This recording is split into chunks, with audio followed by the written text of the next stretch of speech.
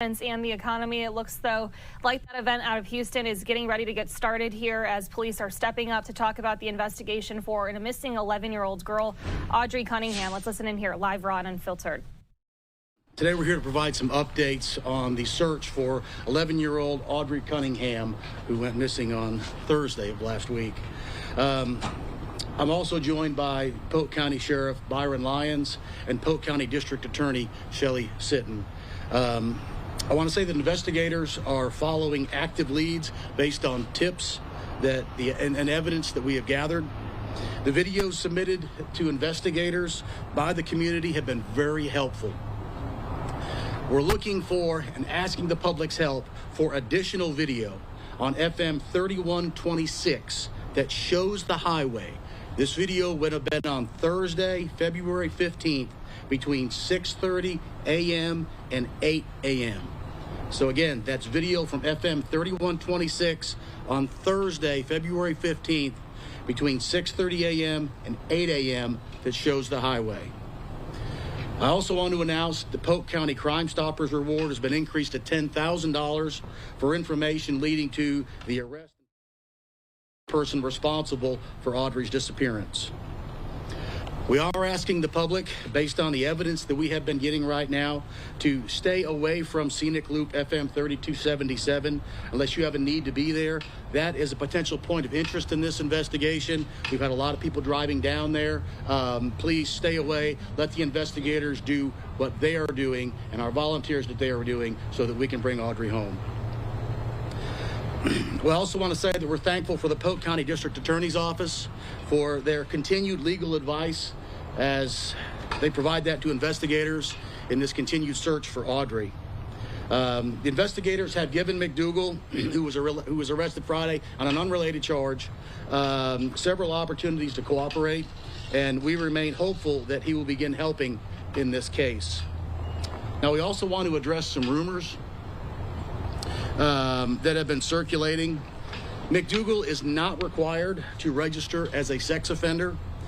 We would refer you to the various counties that prosecuted McDougal for inquiries regarding his criminal history. And we also want to say that McDougal resides in a camper behind the residence where Audrii lives with her father, grandparents, and other family. The family does have a relationship with McDougal. And with that, I want to turn it over to Polk County Sheriff Byron Lyons for some remarks for him before we open it up for questions. Good afternoon. Since Audrii was reported missing, we have been working with investigators and volunteers, doing everything we can to bring Audrii home. Unfortunately, I've had bronchitis and it has impacted my ability to speak. So that is why I want to say first, thank you to the Department of Public Safety and to the FBI for assisting me with the social media and my media briefings. I also want to take a moment to thank all the investigators and the volunteers and members of the community who are working to bring Audrii home. The outpouring of support from the tips and from the videos and the donations of food and water has just been inspiring. As a community, as a county, as a state and a nation, the search for Audrii has brought out some of the most exceptional people that I have come to know. I have been in contact with the family, and they want everybody to know that they thank you, and they appreciate all the prayers and how you've kept Audrii and them in your hearts. And they just ask that you continue to pray for them and Audrii's being able to bring her home. And I'd like to say thank you to everyone who has helped in this case. Any other questions? Now that you're looking for where McDougal's vehicle was the morning that Audrii disappeared, are you able to confirm that he was the last person seen? But when you were told that he was just making the bus stop, can you confirm that? He was supposed to be taken to the dropping off at the bus stop, and we do feel at this point that he was the last person who's seen Audrii. Did he do that regularly? Did he take her to the bus stop every day? Was that something that he routinely did? There has been information found that there were some occasions that he did drop her off at the bus stop or even take her to school if she missed the bus. There's rumors flying about that McDougal has confessed. Did you address that rumor? McDougal has not confessed. He has been talking with some of the investigators, but at this point in time, he has not confessed. That scene of interest that you're asking the public to stay away from, can you expand on that? What was found there? What led you there? Why are you asking the public to stay away? You know, and that's kind of why, one of the reasons that we're asking for the videos. We're trying to piece together a timeline of where he's been and the travel that he took, the roadways that he took. So this area is just one that's in particular that we can say that we know that he was in. And so we're making sure that we do extensive search of those areas. But the problem is that when we have a lot, and I know that people are concerned and people want to help, but a lot of time when we bring too many people into an area, it hinders our efforts in being able to try to find and locate evidence. Do you guys know if that was Audrey's backpack that was found near the dam? We feel strongly today that that backpack that was found is a high probability that it's going to be Audrey's. There's a lot of water around her home. Sheriff, this has been called a criminal investigation and that foul play could be suspected. Could you expand on that? What crime is being investigated specifically? And could you expand on the foul play suspect? Okay, yes, we do feel as though we are investigating a criminal investigation. And at this point in time, as we conduct our investigation, we are not leaving out or adding in any just charges. We are investigating the evidence as if we find any, and then we'll let that be determined, you know, once we get all the evidence put together on what charges, if any, will be filed. McDougal's 07 charge, 08 conviction for enticing a minor with intent to commit a felony out of Brazoria County. The case information publicly accessible over the weekend and on a holiday is very limited on that. Was that felony intended a sex crime? And be honest with you, I don't know. I can't answer that right now because it's in another county. The only thing that I've been able to find out that it was not something that they were able to require him to register for as a sex offender. Have you law enforcement taken McDougal to the dam or the Trinity River since he's been arrested? There have been some occasions where, on one occasion where we have taken McDougal, that he agreed to work with us and has taken us to certain locations. She lives around water. Have you checked the water around her house?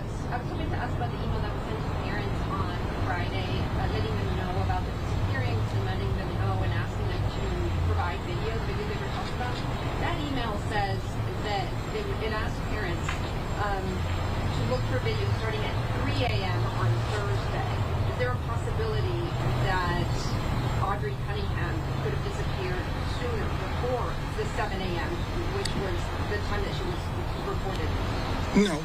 And see, one of the things in our investigation, when we conduct investigation, we want to make sure that we try to capture a good timeline. So even if we're looking at a projected time, say if it's 7, we still want to go to back up, 3, 4 o'clock in the morning, because we want to know exactly what the individual or suspects may have been doing up until that point. Someone asked about water around the house. Around the house. So has that area been searched? Okay. That was the first area on the night that she was reported missing. Volunteers came together with law enforcement. That was the first area the subdivision search. Yeah, so Sheriff, just to make sure I understand properly, so she didn't go missing before 7 a.m. She didn't. No. She didn't go missing No. before 7 a.m. No, let me take that. 6:45. 6:45 is when we felt like she went missing. Do you believe that Audrey is still alive? I'm hoping and praying that she's still alive. I am not giving up hope that we'll be able to bring Audrey home. So, yes, I am hoping that she yet is still alive. And we're going to work just as hard to make sure that we do everything that we can to try to bring her home. Sheriff, is there any other person of interest in this case? Okay, we've got a couple of questions at a time. Right here. Do you believe cooperative? Is he speaking with investigators and not talking? When you say is he being cooperative, I think that Mr. McDougal, he is what he's doing on occasions. He will, and I use that word cooperate lightly, but he is somewhat, working and talking with the investigators. But we are very cautious on the information that he's giving. Are you guys able Sheriff, do to you have count on any other persons GPS? of interest in this case? I will say this, that there are, at this point, Mr. McDougal is our main person of interest, but we are not ruling out anyone else who may be or involved or may not be involved. We are not just honing in on just this one individual. We're making sure that we're covering all stones. And do you anticipate charges being filed in connection to this case anytime soon? I anticipate that if the evidence presents itself that proves that Mr. McDougal has committed an offense or crime, that charges will be filed in him in Polk County.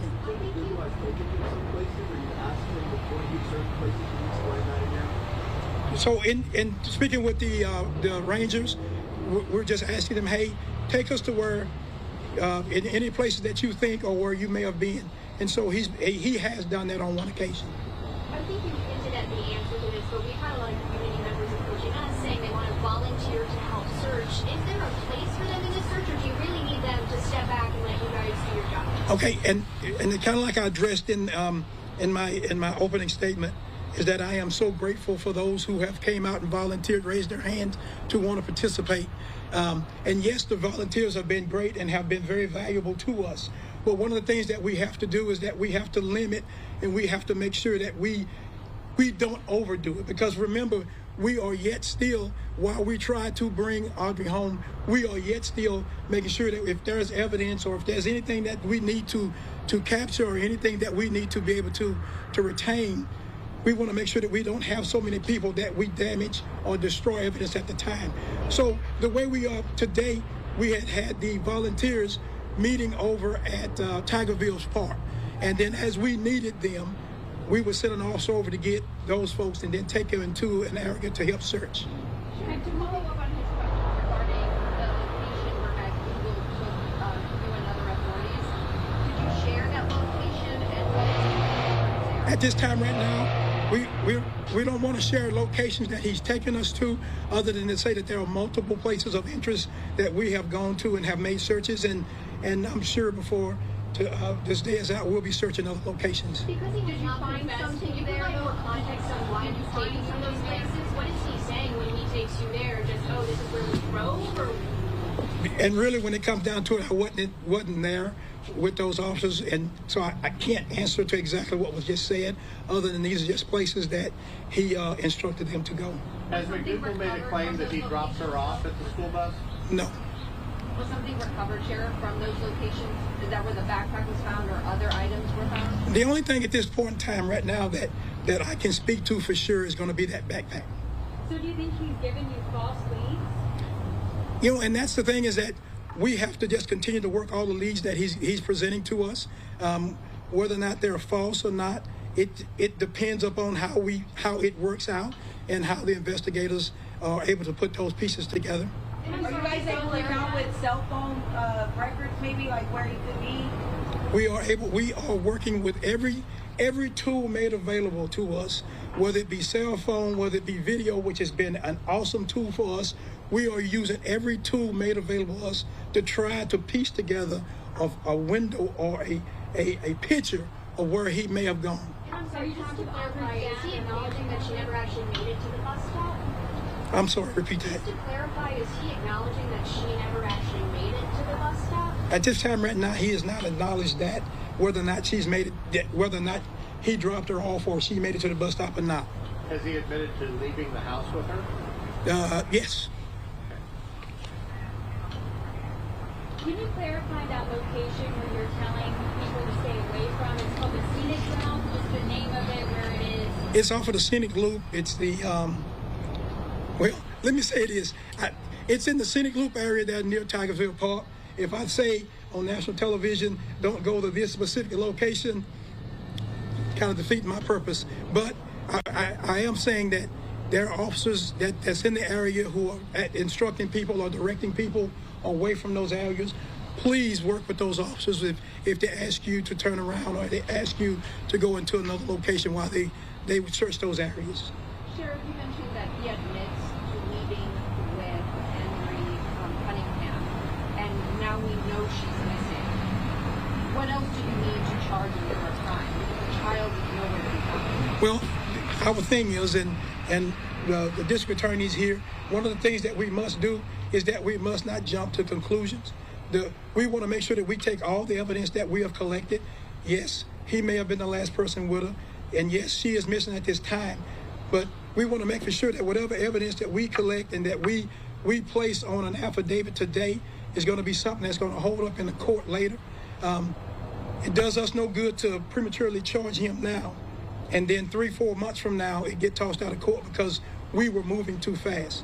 So I ask you, please understand as we work carefully through this, because Audrii deserves this. She deserves us taking our time. She deserves us making sure that we do it right. She deserves to have her voice to be heard. And I want to make for sure that we do that and we do it the right way. Sheriff, one of the cell phone techniques is called geo-tracking.